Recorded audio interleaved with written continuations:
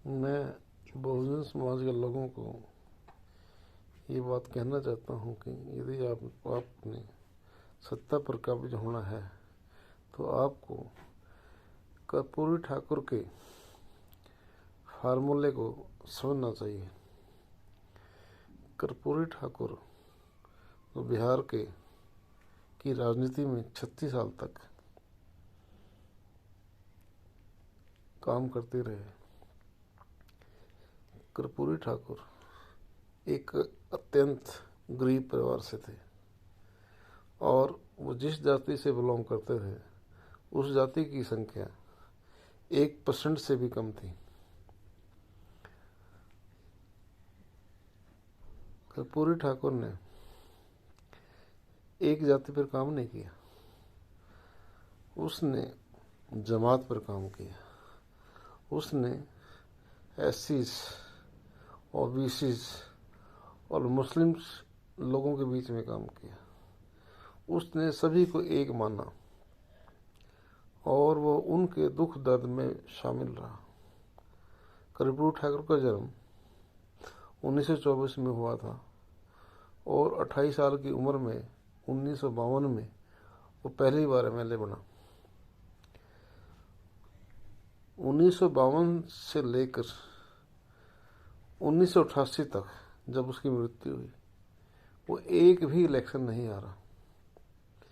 इस दौरान वो एक बार उप मुख्यमंत्री रहा, 2 बार मुख्यमंत्री बना और कई बार अपोजिशन का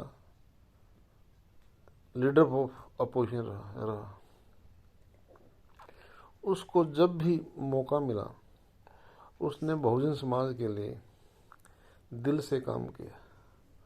उसने कभी इस चीज़ की परवाह नहीं करी कि मुझे इसका श्रेय लेना है या तेरी कुर्सी चले जाएगी या क्या हो। इस चीज़ का उसने कभी परवाह नहीं की। 1967 में जब वो पहली बार एजुकेशन मिनिस्ट्री बना तो उसने इंग्लिश की अनिवार्यता को 10वीं क्लास से ख़त्म कर दिया।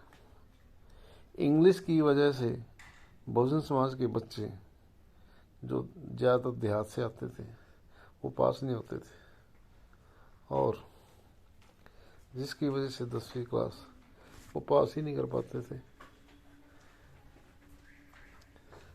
10वीं पास नहीं कर पाते थे तो नौकरी के काबिल नहीं हो पाते थे। तो जैसे उसने इंग्लिश की अनिवार्यता को ख़त्म किया तो बच्चे जो हैं पास होने लग गए और नौकरी में आने लग गए। इसके अलावा उसने 10वीं तक की पढ़ाई को मुफ्त कर दिया। इससे बहुजन समाज के बच्चों को बहुत फ़ायदा हुआ। पहली बार वो 1970 में मुख्यमंत्री बना, लेकिन 6 महीने के बाद इसकी सरकार गिरा दी गई।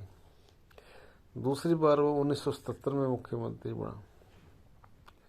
मुख्यमंत्री बनते ही उसने 26% रिजर्वेशन बैकवर्ड क्लासेस के लिए लागू कर दी। रिजर्वेशन लागू होने के बाद वहाँ उसका बहुत विरोध हुआ और उसकी दोबारा से फिर सरकार 1979 में गिरा दी गई।